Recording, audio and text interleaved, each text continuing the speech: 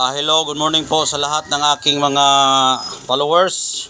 Ngayon po ay meron tayong bagong nakuha na mutya sa Batong Tagusan na ati po itong nakukuha sa bukid, at ngayon ko ito ipapakita sa inyo para makita nyo rin kung ano ang birtod at bisa nitong aking nakukuhang Batong Tagusan.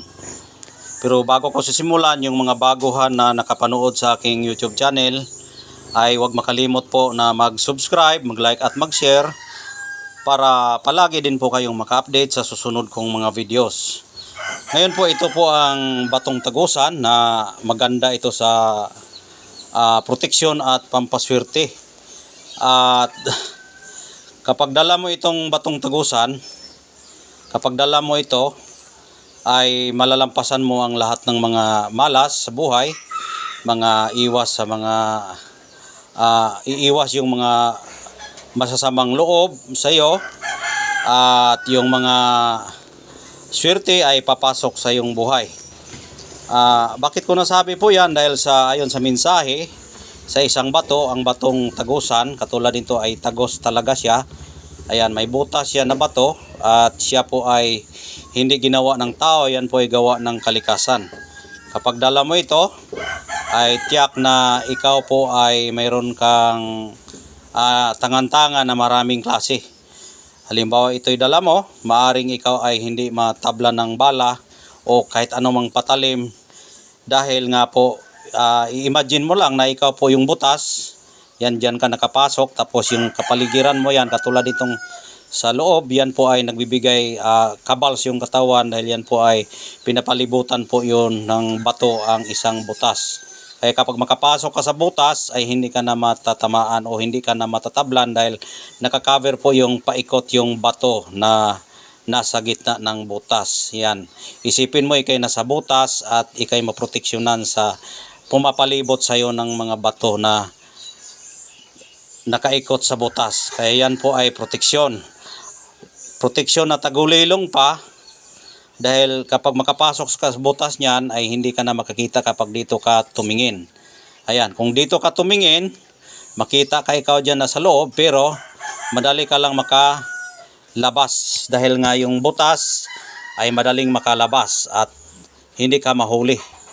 O ganun po katindi ang mutya ng tagusang bato. Ayan. Kung halimbawa naman sa swerte, pampaswerte, ang swerte kasi ay maraming klase. Katulad ng hindi ka natatamaan ng anumang patalim, swerte ang tawag po yan.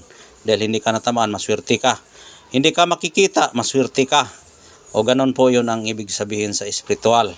Tapos kung halimbawa mayroong mga checkpoint, mayroong mga masasamang loob na ikay inaabangan, inaambos ka ng mga tao na naiinit sa'yo, naiinggit, na ikay pagtripan, na ikay papatayin. Kung makita ka sa daanan tapos abangan kanila na ikay papatayin, kapag dala mo ito, hindi ka makikita at lalampas ka sa kanila.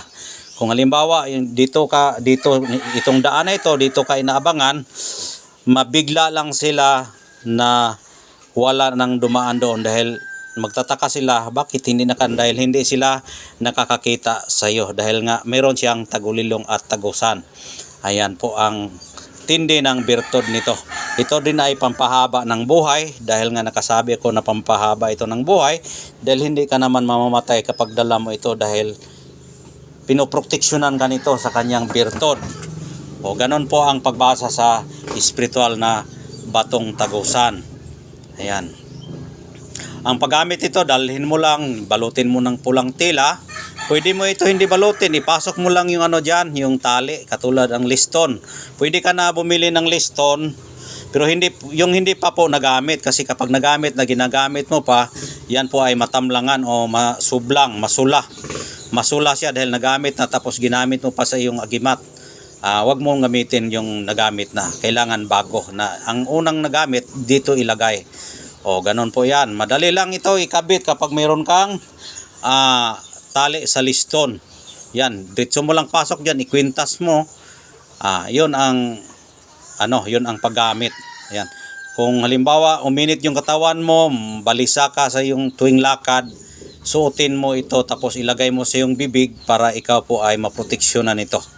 Ayan, total nandyan naman ito sa ano mo, sa dibdib mo, pwede mo na ito ilagay sa yung bibig kapag mayroon kang napapansin na nag-aabang sa daanan mo. Ito ay lumalampas lang, hindi ka matatamaan ito dahil lampas lahat ang mga trahedya dito.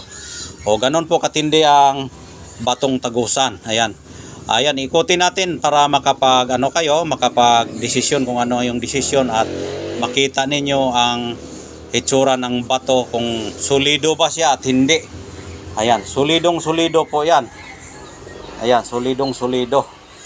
Walang walang tinatawag na walang tinatawag na gawang tao. Ito po ay gawa ng kalikasan.